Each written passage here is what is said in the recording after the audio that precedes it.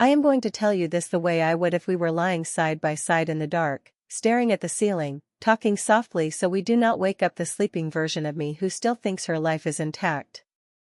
My name is Emma.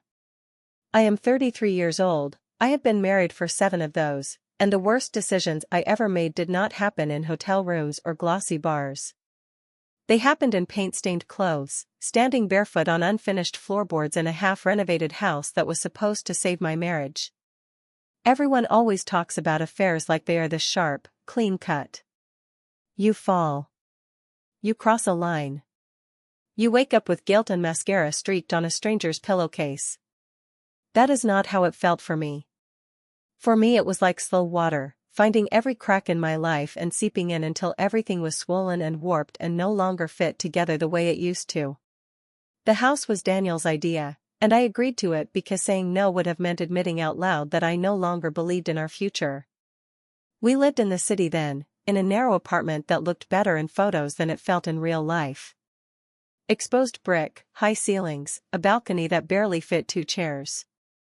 We both worked obscene hours. He was a product manager at a tech company that talked about disruption and innovation until all the words meant nothing. I was in-house counsel for a cosmetics brand that called itself clean while selling insecurity in glass bottles. We were one of those couples everyone assumed were doing well. We posted vacation photos once a year. We went to friends' weddings and danced just enough to look normal. We sent joint gifts to birthdays and told people we were too busy deciding if we wanted kids yet, as if that were a mutual, vibrant discussion instead of a topic we avoided so carefully you could feel the negative space around it.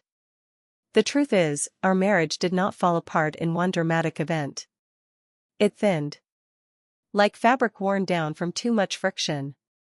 Little things slipped through the holes. Our patience. Our curiosity. Our tenderness. I felt it first when he started leaving for work earlier and coming home later, but what really broke me was not the hours. It was the smallness of the things he no longer remembered. He stopped asking if I had eaten. He stopped noticing when I changed my hair. He stopped touching my lower back as we passed each other in narrow spaces. There is a point where absence hurts more than anger ever could. One night, after a week of near silence, he came home nearly midnight, tossed his keys on the counter and told me he had news. He said his company had approved bonuses and he had gotten more than expected.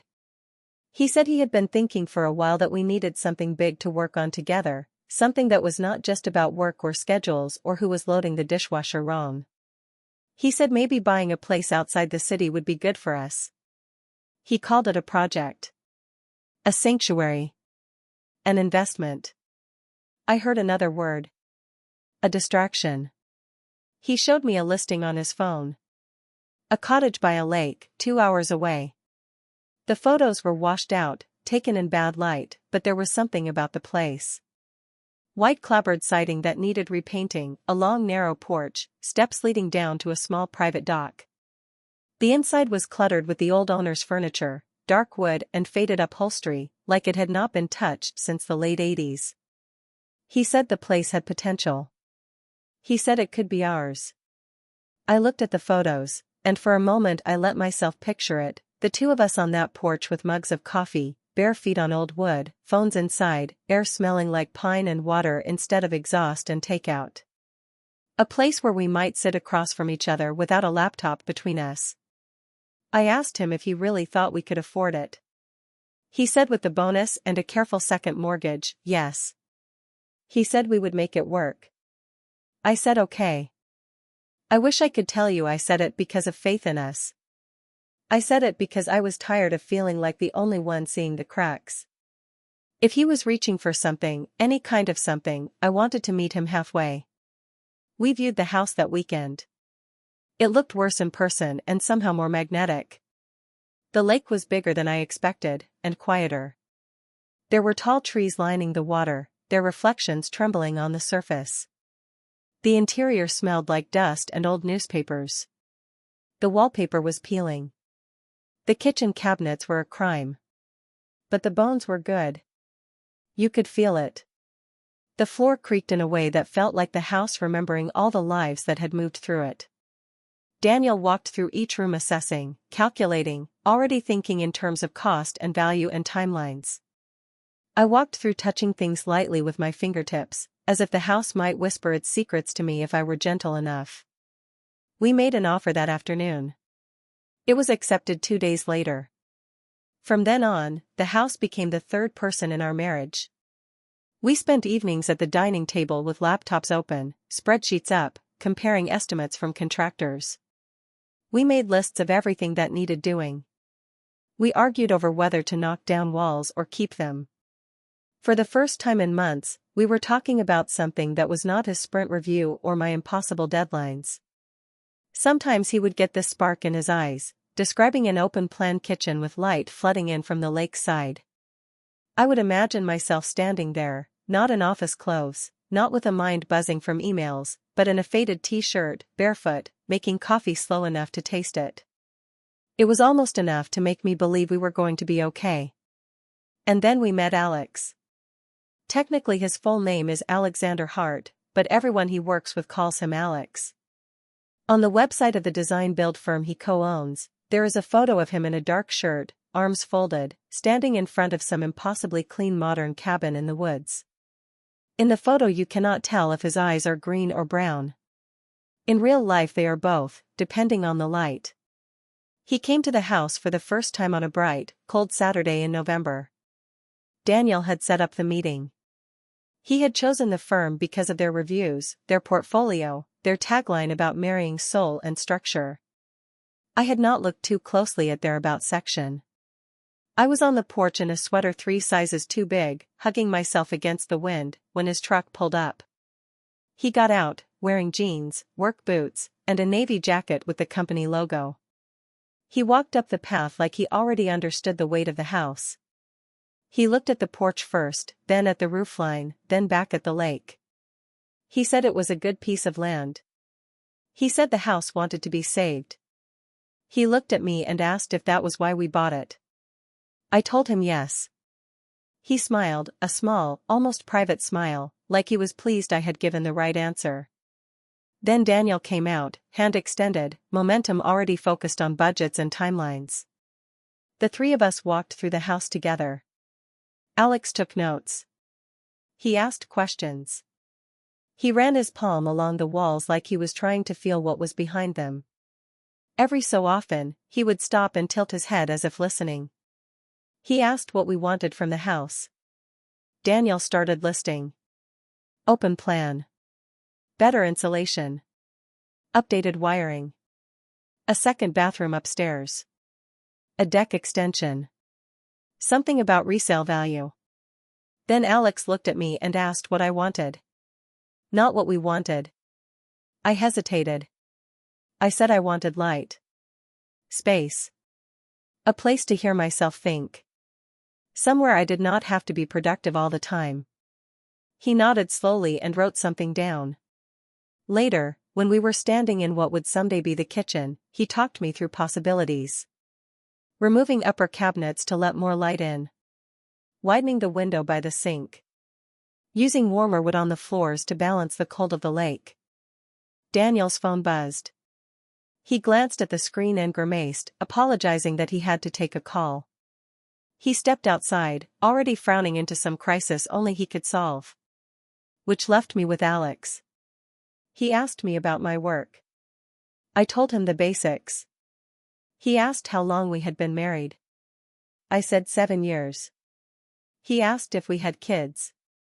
I said no. He did not ask why. Instead he told me he had been married once, a long time ago. He said they had bought a house that broke them. Not because of money. Because sometimes a place shows you what was already wrong and you cannot unsee it. I asked him if he regretted buying it. He said he did not regret seeing clearly. There was no flirtation in his voice. Nothing overt. Just a kind of openness I had not been around in a long time. Still, my pulse was unsteady. We signed with his firm the following week. From then on, my life became divided into 3 parts, the city, the lake, and the in-between. The city was chaos and concrete and endless notifications.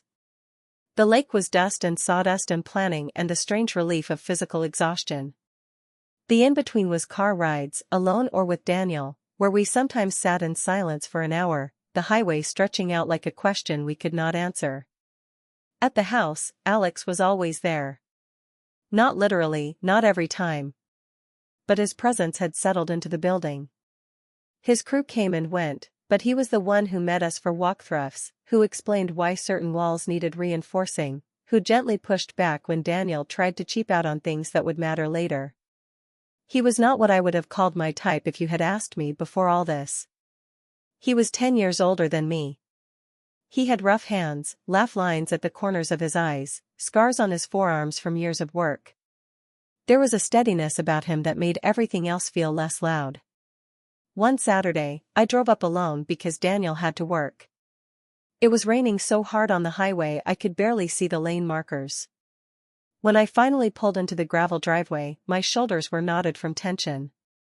The house loomed gray and ghostly, wrapped in scaffolding and plastic sheeting. There were 2 trucks in the drive. I almost turned around and went back. Inside, the air smelled like wet wood and coffee. The walls were half stripped, the floors partially sanded. Alex stood in the middle of what had once been the living room, looking up at the exposed beams. He turned when he heard the door. He asked if Daniel was with me. I told him he was not. He asked if I had driven all that way by myself in that weather. I said yes. He looked at me for a long second, then said that I was either very brave or very stubborn. Maybe both. He offered me coffee from a thermos. I took it. My hands were still shaking from the drive. He noticed and asked if I wanted to sit down for a minute before we started going through the updates. We sat on an overturned crate by the window. The lake was a sheet of dull silver, rain pockmarking the surface. He told me they had uncovered some surprises in the walls. Old wiring, bad insulation, a small family of mice who had not survived the winter. He said it with a kind of grim humor that made me smile despite myself. At some point, I realized my shoulders had dropped. He asked me if the house felt different to me yet. I told him it did. That it felt less like a stranger's mess and more like a patient being prepped for surgery. He laughed softly and said he liked that image. Then he said something that made my chest tighten. He said he could always tell when an old house had been loved once and then neglected. He said those ones were the hardest and the most satisfying, because you were not just fighting time, you were fighting the story the owners had started telling themselves when they gave up trying. I knew he was not just talking about the house. I changed the subject. If you had paused the scene there and asked me if I was attracted to him, I would have said that was the wrong question. Attraction felt too shallow a word for what was happening. It was more like recognition. Like finding an old version of myself reflected back at me in someone else's gaze. I started volunteering to be the one who met him at the house for check-ins when Daniel could not make it. At first it was practical. My schedule was more flexible. I could work from the car or the porch between walkthroughs. Then it became something I looked forward to in a way that made me uneasy. We never touched. Not in any way that would mean anything on a security camera. But our conversation stretched. The walks through stripped rooms became slower.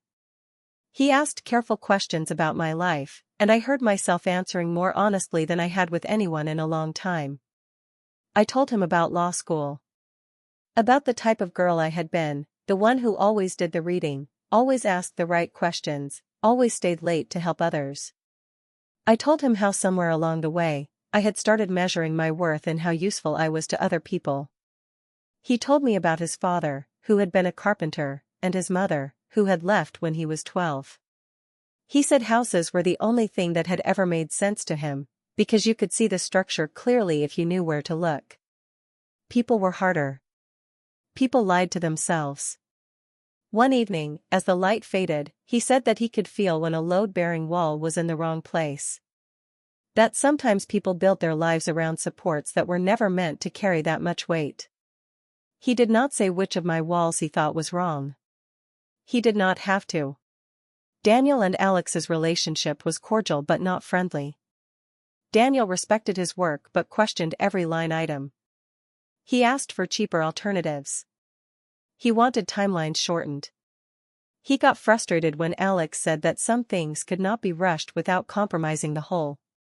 I watched them clash over and over. It was like watching two different faiths argue over how the world was built. At home, Daniel talked about the house like a product launch. Milestones. Dependencies. Risks. Roadblocks. He plugged more work into his schedule around the project, took more calls, flew to more conferences. The house became something he managed, not something he loved. For me, it was the opposite. The house became the place where my life felt alive. Where I wore clothes I did not care about and got dust on my skin and felt my muscles ache in a good way. Where I could stand at a window frame and see the lake and imagine a different version of myself living in that light. I know how this sounds. Like I am making excuses. Like I am shifting the blame onto circumstances and renovations and metaphors. But if I am going to be fair in this confession, I have to tell you exactly how far down the river I had drifted before I realized the bridge was gone. The first time something undeniable happened was a small thing. We were standing in what would eventually be the bedroom, talking about where to put outlets. It was one of those crisp cold days where the sun is bright but the air eats your fingers if you take your gloves off too long. We were both in jackets, hats, boots. The room had no insulation yet. You could see thin plumes of our breath when we spoke. He made a comment about how people always forget to think about where they will charge their phones until after the drywall is up. I said I wanted outlets, but I also wanted at least one corner of the room where there was nothing. No screens. No chargers. Just space. He nodded like he understood exactly what I meant. Then I shivered, involuntary. He noticed and stepped a fraction closer, blocking a draft that was sliding in through a gap near the window. He did not touch me. He just stood there, sharing his body heat. It should have been nothing. It felt like something. I could smell sawdust and his laundry detergent and coffee on his clothes. I could hear the crew downstairs, the distant whine of a saw, someone shouting about measurements. In that tiny bubble of quiet where our breaths synced up, I felt my pulse trip. He asked me, very carefully, if I was happy. He did not specify with what. I knew he meant more than the room. I said I was surviving. He was quiet for a moment. He told me that surviving was not the same as living. He stepped back then, as if he had realized he had gotten too close, physically and otherwise. I carried that sentence home like contraband. Surviving is not the same as living. That night, in bed next to Daniel, the words kept replaying. His back was to me. The light from his phone glowed faintly through the duvet. I listened to him scroll. I lay there in the dark and felt more alone than I had in months. I wish I could say that I made some noble choice then, that I turned toward my husband, shook his shoulder, and told him everything I was feeling. Instead I turned away, toward the wall, and cried silently into my pillow, too ashamed to wake him with emotions I did not know how to explain. The messages from Alex started after that. At first they were purely about the house. Schedules. Photos of progress. Questions about finishes. Then one evening he sent a photo of the sunset over the lake, pink and orange streaks reflected on the water, the silhouette of the half-finished deck in the foreground. He added a line saying that he thought I would want to see it, since I had said once that sunsets in the city felt fake to me, like a filter. I stared at that line longer than I should have. I had forgotten I had even said that to him. But he had not. I replied, thanking him. I said it looked beautiful. He wrote back that the house was going to feel very alive when it was done. Then he added that he hoped I would too. I did not show those messages to Daniel. That was the first time I actively chose to hide something. Little things accumulated. More photos. A video of the crew joking around when a raccoon tried to steal someone's sandwich. A question about whether we wanted the stair railing slightly higher for safety or lower for aesthetics. A comment about some song that had been playing on the radio in the background when we were there last. At some point, his messages started appearing on my screen with a little more weight than the others. My fingers remembered his name faster. My stomach did that annoying flip when his notifications popped up. You know it is wrong before you call it wrong. Your body tells you. I ignored it. The real shift happened the night Daniel canceled our anniversary weekend at the house. We had planned it for months. The timing would not be perfect, the place would still be under construction, but the bedroom would be usable, the bathroom functional, the kitchen at least partially assembled. We were going to bring mattresses and sheets and a bottle of champagne because that is what you are supposed to bring when you are trying to make something feel like celebration instead of patchwork. A week before, he told me his company had moved a crucial release and he had to be on site. He said he was sorry but his eyes were already somewhere else, on a problem only he could solve. He said we could go the next weekend. He said it like the dates did not matter. They did. I had held myself together through months of strain with that weekend as an anchor. The idea of the two of us in that space, without drywall dust and tool belts and crew schedules, clinging to something that might still be ours. When he canceled, something snapped inside me. I did not yell. I did not throw anything. I did not even argue. I just went very quiet. He asked if I was angry. I said I understood. He believed me, because it was easier than facing the truth. I went to the house alone. I texted Alex that my husband could not make it but I would still come up to check on things. He replied that he would be there. I packed the champagne anyway. I do not know what exactly I thought would happen, but I knew that whatever line I had been balancing on was now behind me. The drive up felt different. The sky was heavy with clouds, the kind that made everything look flat and metallic. I listened to a playlist I had made years ago, when Danielle and I were still discovering each other. I realized halfway through the drive that none of the songs fit us anymore.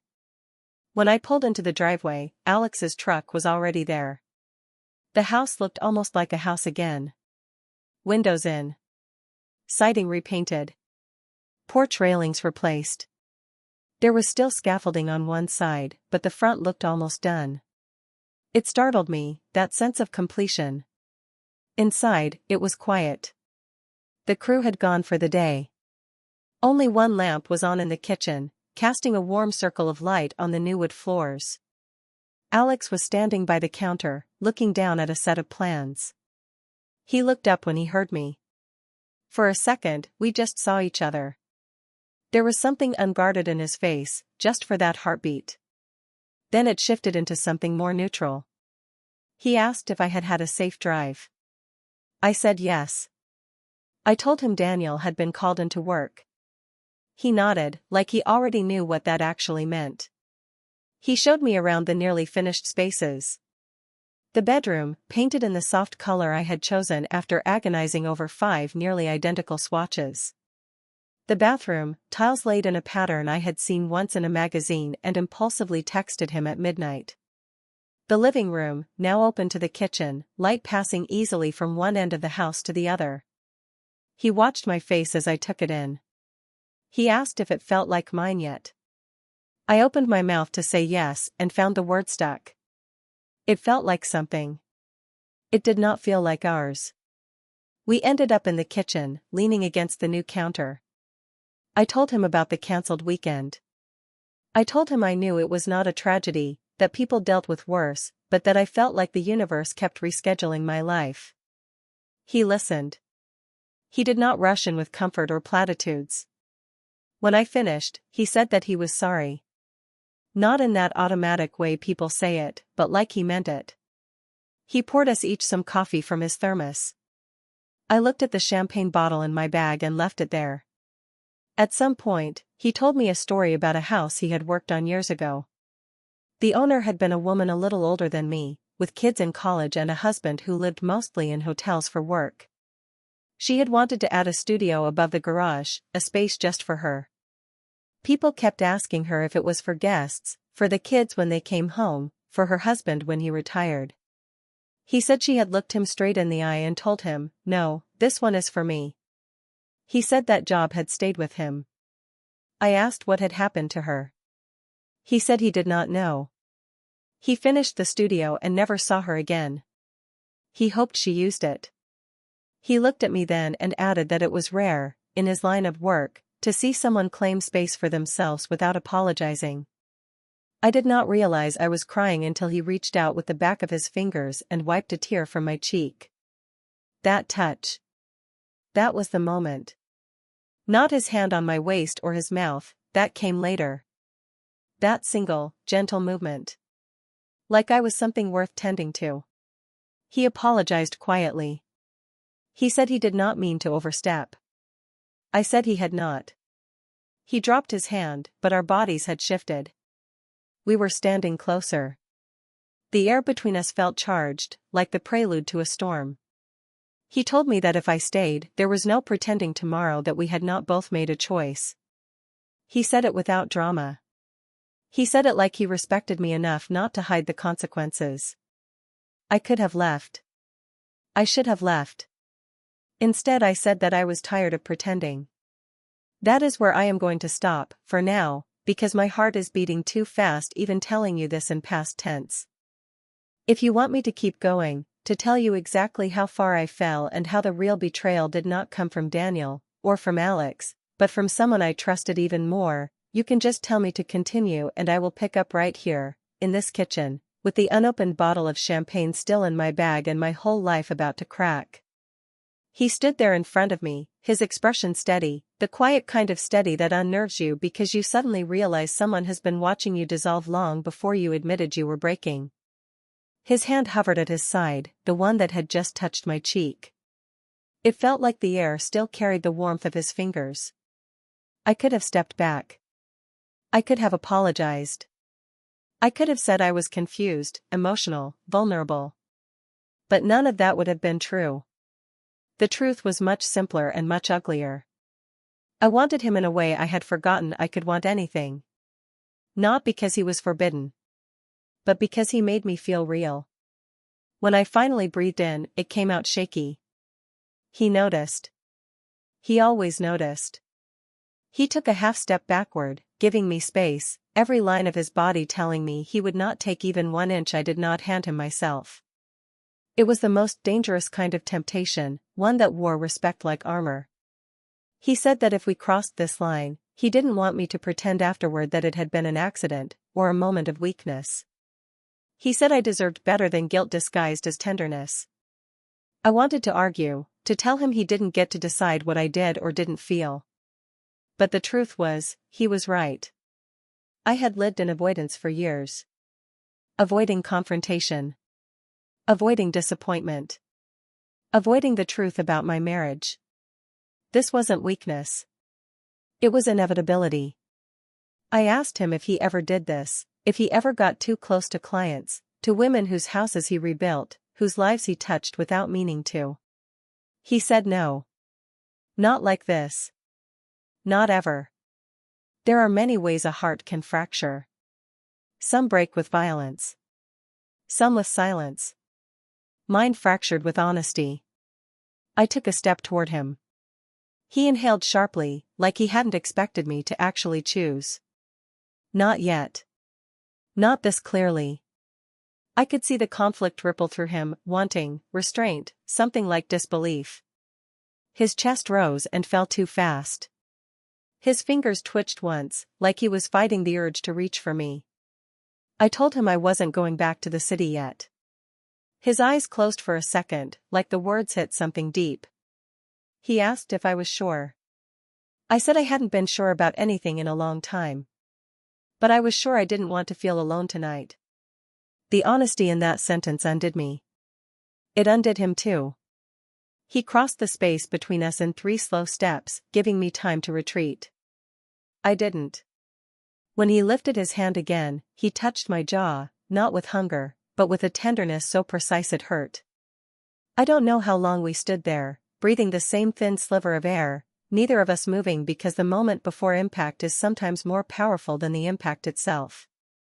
Eventually, when I leaned into him, barely, his mouth brushed mine in the softest, smallest, most devastating contact imaginable. It wasn't a kiss. It was permission. The rest. I will not describe in explicit detail, because the point is not the physicality. The point is the distortion, the way desire and grief braided together, the way I felt both reborn and ruined. All I will tell you is this. It was slow. It was careful. It was the first time in years someone touched me like I was more than an obligation. When it was over, we didn't speak. Not for a long time. We just lay there on the unfinished bedroom floor, the rain beating on the roof, the smell of sawdust surrounding us like smoke after a fire you cannot put out. He asked me once, just once, if I wanted him to drive me back to the city. I said no. I needed to be nowhere. No labels. No plans. No ring. No responsibilities. Just breath. Just flesh. Just consequence. We slept on the floor curled toward each other, and I pretended for a split second that this was a life we could have built intentionally instead of through destruction. But morning always calls debts due. When I woke, he was already up, sitting by the window with a mug in his hands, staring at the lake like he was trying to learn its language. He turned when he heard me shift. He said good morning like it wasn't a disaster. I said it back like I wasn't terrified. He didn't ask what it meant. He didn't ask what came next. He simply said he'd make coffee. That almost broke me more than the night before. I left the house an hour later. He walked me to my car but didn't touch me, not even my arm. His restraint chilled me more than the cold air. Right before I got in, he said that whatever this was, it wasn't one-sided. He said he wanted to be honest even if the truth was messy. I nodded, unable to speak. I drove back in silence, the rain clearing slowly, the highway long and unforgiving. When I got home, my phone was full of missed texts from Daniel. 3 of them were work updates. One asked when I'd be home. One said he hoped the house was looking good. He didn't say he missed me. I didn't say anything at all. I showered for nearly an hour, trying to scrub skin that no amount of heat could cleanse. The water blurred my vision until I couldn't tell what was steam and what was regret. That night, when Daniel finally came home, he smelled like exhaustion and stale office air. He kissed my cheek, distracted, flipping through his phone while asking me about the house. I lied. Or maybe I didn't lie, not in words. But silence can be a lie too. A marriage can die on silence alone. The following weeks were brutal in a quiet, invisible way. I saw Alex again, of course. Renovations didn't stop because I had become a cliché. But everything between us was different. Every time he stood too close, we remembered. Every time he looked at me too long, we remembered. Every time our hands almost brushed, my heart leapt and fell at once. One afternoon I went up alone.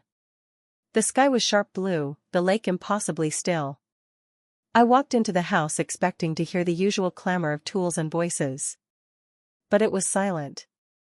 Alex was alone in the living room, measuring something along the beam. When he saw me, he paused like someone had grabbed his breath mid-inhale. He asked if Daniel was coming. I said no. He nodded, looking away. I told him the wall looked good. He said thank you. It felt absurd, the small talk. Like we were pretending to be 2 people who had not undressed each other's wounds in the dark. Finally I said the thing that had been building inside my chest like a bruise. I don't know what happens now. He didn't answer immediately. He set his pencil down, wiped dust from his palms, and leaned against the half-framed wall. He said that he wasn't going to be the reason I left my marriage. He said he wouldn't be the escape route or the justification. He said if I chose him, it had to be because I wanted a life built on truth, not collapse. I almost screamed at him. Truth? I hadn't lived the truth in years. I didn't even know what my truth was anymore. I told him I wasn't choosing him. He didn't flinch. I told him I wasn't choosing Daniel either. That made something flicker in his eyes. I told him I needed space. Room. Silence. A place to hear myself again. Then I said something that surprised even me. I think the house was never for us. I think it was for me. For who I used to be. For who I might still be. He stepped closer then. Not in desire, not in ownership. In understanding. He told me he believed me. He told me the house felt different around me. Lighter. Like it finally had its real owner. I cried. Not because of him. Because of me. That week, I moved out of the city apartment. Just temporarily, I told Daniel. To focus on the renovation. To help the project. To ease the commute. He didn't fight it. Maybe part of him was relieved. Maybe he felt the distance and thought space would heal it. Or maybe he no longer knew how to fight for us. I moved into the lake house before it was finished. It was cold. Dusty. Half-formed. Like me. Alex kept his distance. He sent updates. He worked on opposite sides of the house. He left rooms when I entered them. Not out of rejection. Out of restraint. One night, maybe 3 weeks into living there, I heard a knock. When I opened the door, Daniel stood there. His face looked broken. Not angry. Not suspicious. Broken. He said he needed to talk. He stepped inside. He looked around at the unfinished walls, the temporary lamps, the mattress on the floor. He asked when this became home. I couldn't answer. Then he did something I didn't expect. He sat down at the edge of my mattress and told me he knew something was wrong long before I moved out. He said he knew I had been slipping away. He said he assumed it was the stress, the distance, the endless work. He said he thought the house might fix us, but instead it revealed everything we had pretended not to see. I sat on the floor across from him, hugging my knees, waiting for the inevitable question. He didn't ask it. Instead he said, "I miss you. But I don't think you miss me." Something inside me cracked so loudly I swear the room heard it. He asked me if there was someone else. And I lied. Not convincingly. Not gracefully. Just instinctively. The last reflex of a dying marriage. He didn't believe me. But he didn't yell. Didn't accuse. Didn't demand names. He just nodded, slowly, painfully. Then he said something that will haunt me for the rest of my life. "I'm not angry that you found someone. I'm angry that you had to. That was the cruelest kindness I have ever received." He left with one bag. He said he'd stay at his brother's for a while. He said we'd figure out logistics later. I watched him walk down the driveway in the dim porch light, and for a second I saw the life we had built together. The years. The routines. The hopes we once had. I wanted to run after him. I didn't. He drove away. The taillights vanished. The silence that followed swallowed me whole. I don't know how long I stood there before I realized Alex had been watching through the side window. His face wasn't smug. Wasn't satisfied. It was devastated. He stepped outside slowly, like approaching a frightened animal. He asked if I needed anything, water, food, someone to sit with me, someone to leave me alone. I said I didn't know. He said okay. Then he told me he was going to lock up, turn off the tools, and leave me space. He did not touch me. Not once. But before he walked to his truck, he turned and said the one thing I wasn't ready for. "This doesn't feel like victory."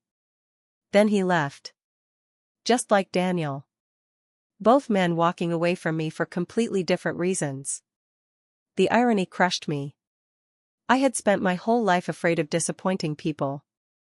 Afraid of not being enough. Afraid of being too much. And now? I had become the villain in both of their stories. I slept on the floor that night, surrounded by tools and blueprints, listening to the lake hitting the shore in slow, steady breaths. It sounded like forgiveness and punishment at once. I woke at dawn with a clarity that felt like grief wearing armor. I didn't want Alex. I didn't want Daniel. I wanted myself. Finally. The rest of the renovation went on without drama. Or maybe the drama was inside me now, and that made everything else feel quieter. Daniel filed for separation. Not divorce. Not yet. Alex kept his distance with painful integrity.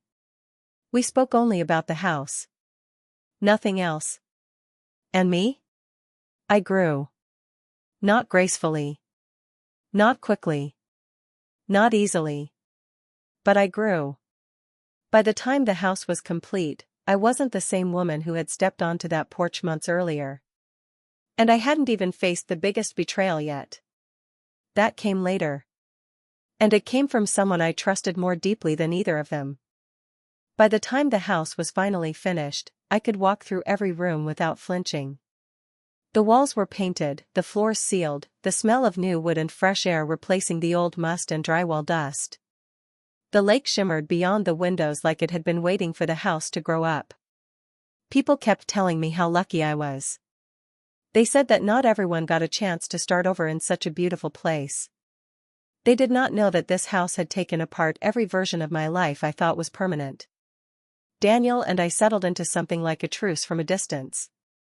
Papers were drawn up. Assets divided. There were no screaming matches, no dramatic courtroom scenes. Just signatures and emails and the quiet shuffling of shared things becoming separate. Alex finished the project and stepped out of my orbit with the same care he had shown inside it.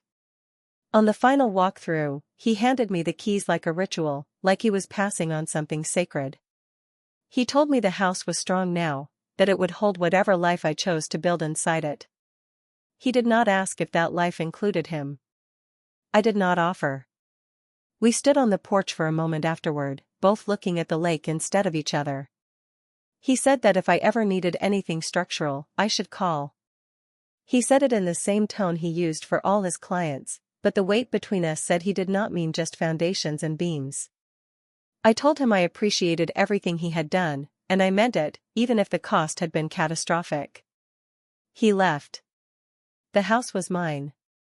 That was the beginning of the quiet season. I moved my things in gradually. Not from the apartment with Daniel, that place was gone, but from storage units and my parents' attic and the back of my car. Old books. A battered armchair from my first studio. A box of law school notes I should have thrown away years ago. On weekdays I worked remotely at the big wooden table facing the windows. On weekends I painted trim, planted shrubs, assembled cheap furniture with instructions that never quite matched the reality. I learned the sounds the house made at night. I learned the moods of the lake. Some mornings it was all glass. Some nights it roared. It took longer to learn the moods inside my own head. There were days I felt strangely calm, almost grateful. I would make coffee, watch the mist lift off the water, and feel like I had slipped out of a life that had always been 2 sizes too small. Then there were days I woke up suffocating under the weight of what I had done. I would lie there, listening to wind in the trees, and feel like I did not deserve any of it. Not the view. Not the quiet. Not the chance. On those days, I thought about calling Daniel. Or Alex. Or both. To apologize, to explain, to ask them to tell me who I was, because I no longer trusted my own assessment. Instead, I called Zoe. I should have told you about her earlier. Zoe has been my best friend since law school. We met over a casebook and a bottle of cheap wine, bonded instantly over our shared exhaustion and morbid sense of humor. She is the kind of woman who wears red lipstick to exams, who cries at commercials and then makes razor-sharp jokes 5 seconds later. She went into criminal defense, I went corporate. Where I chose stability, she chose chaos. She has also been, consistently, the person I have told all my ugliest thoughts to. Zoe knew about my marriage long before it frayed. She was there when I called her from a bathroom stall the night before my wedding, whispering that I loved Daniel but also felt like I was stepping into a story someone else had written for me. She told me that all brides freak out. She told me love was not about certainty, it was about choosing anyway. She made me laugh until I could breathe again. She knew about every fight Daniel and I ever had. Every almost fight we swallowed. Every time I sat on our balcony and wondered where we had misaligned. So when I started falling toward Alex, it was instinct to call her. Those first months of the renovation, our late night calls multiplied. I would sit in my apartment or in the car outside the build site, phone pressed to my ear, describing him, the house, the way my stomach twisted when he noticed things no one else did. She would listen, occasionally making a joke to break the tension, but mostly just letting me pour it all out. She was the first person I said it to plainly. I think I am in love with someone who is not my husband.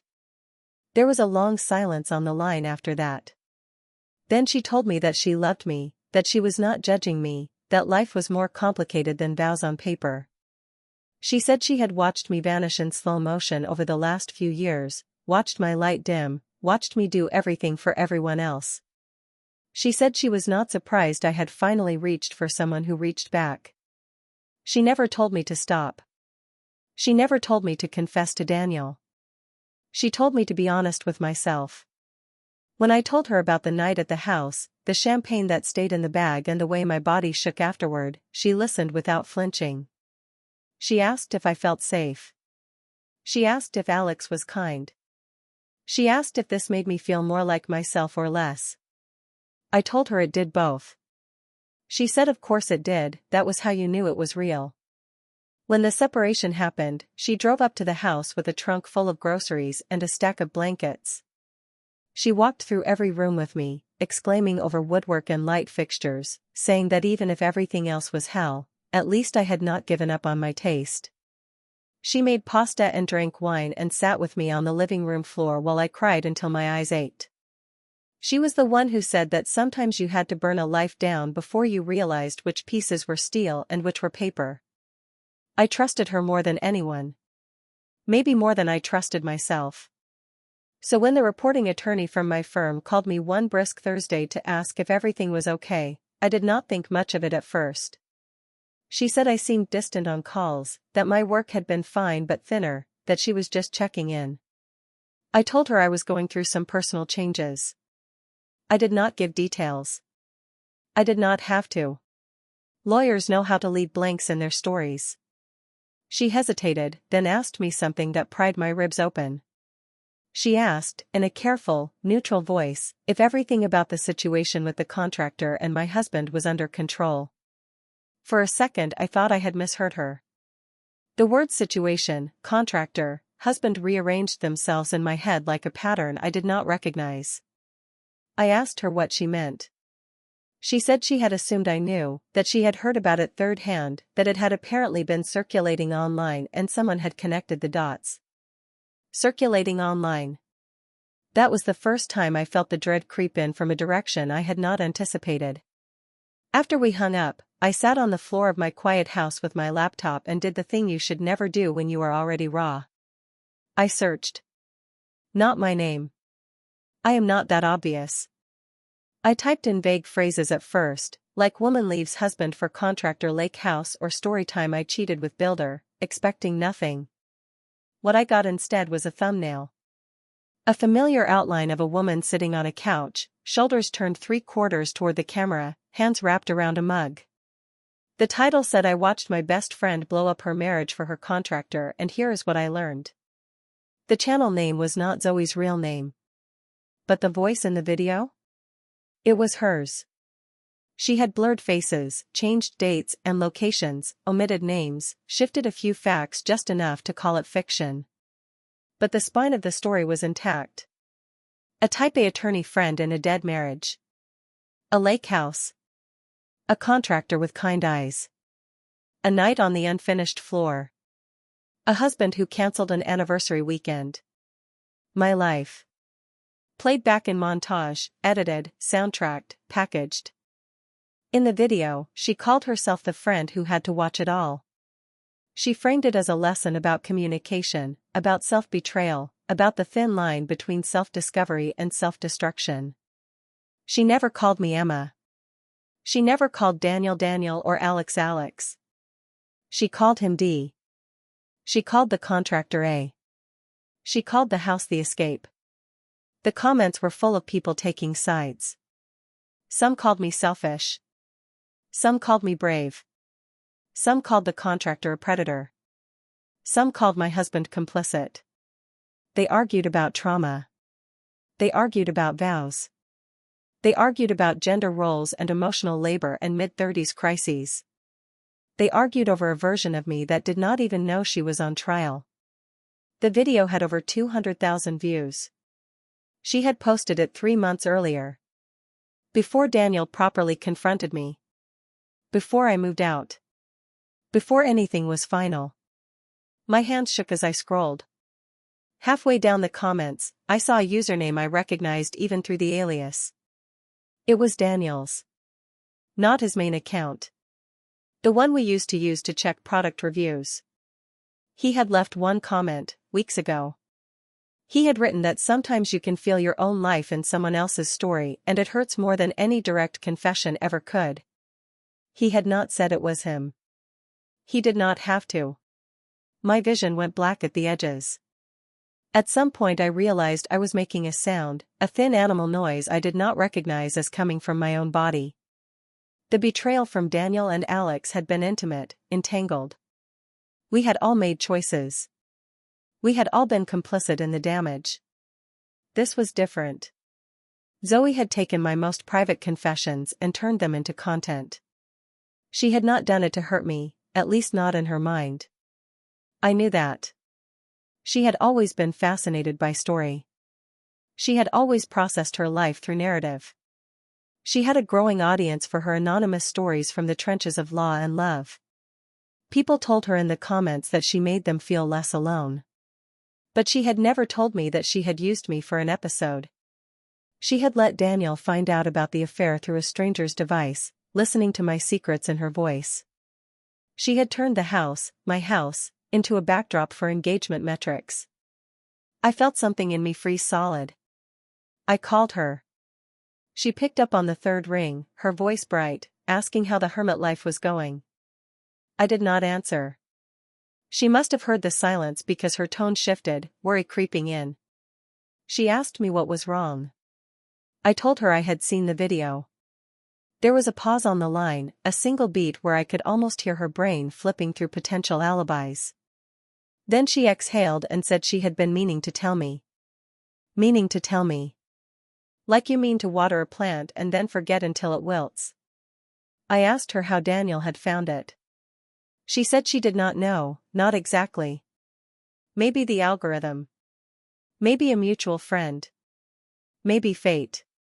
She said it like it was a joke, but there was an edge to it. I asked her why. Not how. Not when. Why? Why she had put it online. Why she had not told me. Why she had thought it was hers to tell. She said that she had changed enough details for it not to be identifiable. That she had not expected people to connect the dots. That she had known I was spiraling and thought if she got the story out of her system, maybe she could be more present for me in real life. She said that sharing it with strangers had felt less intrusive than confronting me directly. She said she had been angry with me, watching me repeat patterns she had warned me about for years, and the story time had been a way to work through that anger without blowing us up. She did not realize she was blowing me up anyway. Maybe she did and told herself a prettier story. She mentioned that the video had helped people. That women had commented about leaving bad marriages, about recognizing emotional neglect, about confronting partners. She asked if that did not matter at all to me. Something in me snapped. I told her that if she had wanted to help people, she could have used her own disasters. She said she had. That I had not watched those ones. I asked her if she had any idea what it felt like to be sitting in the ruins of my life and discover that my pain had been turned into a narrative arc without my consent. That my husband had watched a curated version of our collapse before I had been brave enough to say the truth out loud. That strangers had dissected my motives and made jokes about the cliché of women falling for men with tools. She said that she was sorry but that she thought maybe Daniel had needed to hear it from someone who was not me. The worst part, the part that still makes my stomach lurch, is that she genuinely believed she was helping. She framed her betrayal as protection. She told herself she had done what I could not. I hung up on her. I have never hung up on her before. Not once in over a decade. She called back. I did not answer. She texted walls of words. Explanations. Apologies. Justifications. I read none of them. I sat on the floor of my beautiful finished house and realized that the person I had trusted with my rawest version had seen me as material in the same way that Thomas had seen Lily in the story I told you earlier, or the HR director in that office did, or any of the people who collect secrets and trade them for attention. Zoe had always told me to own my narrative. And she had stolen it. Weeks passed. She tried once to come up to the lake. She messaged that she was driving, that she needed to see me face to face, that she would not accept a text breakup. I turned off the porch light and sat in the dark when I saw her headlights on the road. She pulled into the driveway. She sat there for 10 minutes. Then she left. I do not know if this is permanent. I do not know if there is a version of my life where I can forgive her fully. I know only that something fundamental between us broke, and that she is the one who broke it. Daniel and I settled our separation terms faster after that. I think seeing that video, hearing Zoe's structured version of events, forced him to confront things he had been trying to leave blurry. He stopped being so gentle in emails. Started being more direct. We divided the money from the apartment sale. I bought out his share of the lake house. He kept more of the investments. He moved to a different city for a new job. He wrote me one last message before he left. He said he hoped I would be happy here. He said the house suited me. He said he was sorry that the version of our ending I lived was so much harsher than the one he thought we were headed toward. He did not mention Alex. He did not mention Zoe. I did not reply. Alex drifted to the edges of my life like a tide going out. Every now and then, I would get a short text from him when something needed maintenance. There is a storm coming, you might want to secure the deck chairs. Or if the upstairs window sticks, let me know, I can come fix the frame. He never asked to see me. He never asked what I had decided about us. Neither did I. One late winter afternoon, months after it all blew up, I stood in the living room, light slanting in at a low angle, dust motes floating in the air like slow snow, and realized that the only person whose betrayal I had not really examined was my own. All this time, I had been furious at Daniel for not fighting harder. At Alex for touching what was not freely mine to give. At Zoe for broadcasting my life like entertainment. But the first person who abandoned me in this story was me. I had known, long before the house, that I was unhappy. That I was shrinking myself to fit inside a partnership that had stopped being alive. That I was measuring my worth in usefulness.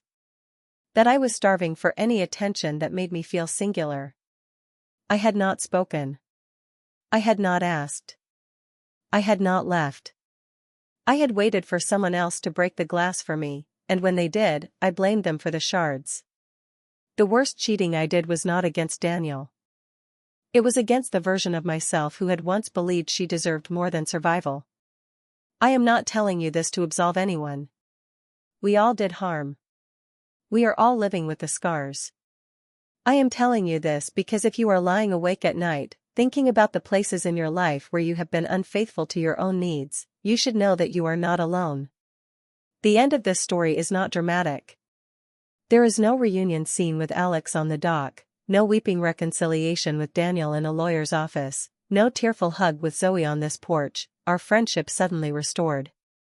The end of this story is me, standing in my kitchen, the same one where I once kissed a man who was not my husband while a bottle of champagne stayed unopened. I am in sweatpants and a paint-splattered sweatshirt. My hair is in a knot on top of my head. There is a mug of coffee cooling on the counter. My laptop is open, the camera's little green light on. I have recorded and deleted the first few attempts. This time, I let it run. I start talking. Not to an algorithm. Not to an imagined audience. To myself. I tell the story, not the polished one Zoe crafted, not the half-truth Daniel could live with, not the fever dream Alex might remember in fragments. Mine. I talk about the apartment. The house. The nights. The lies. The way my body lit up under hands that were never meant to know me. The way my heart cracked when my best friend chose views over loyalty. The way the house held all of it like a confession booth made of wood and glass. I talk about responsibility. I talk about consent. I talk about the slow erosion of a marriage that looked fine in photos. I do not excuse myself. I do not condemn myself either. I do not know yet what I will do with the recording. Maybe I will keep it for me. Maybe one day I will edit out the worst of the shaking and upload it, not for revenge, not for pity, but because I am tired of my story existing everywhere except in my own mouth. For now, it is enough that I say it out loud. When I finish, my voice is hoarse. I close the laptop, step outside, and walk down to the dock. The boards are cold under my feet. The lake is half frozen at the edges, the middle still dark and moving. I sit there until the sun drops, until the sky goes from blue to bruised to black. I used to think the most shocking thing about my life was that I slept with the man who rebuilt my house.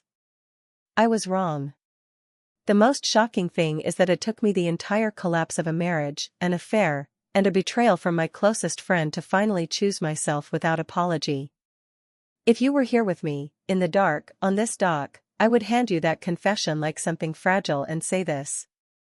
I ruined my marriage. And I saved my life. Both things are true. And the story is mine now.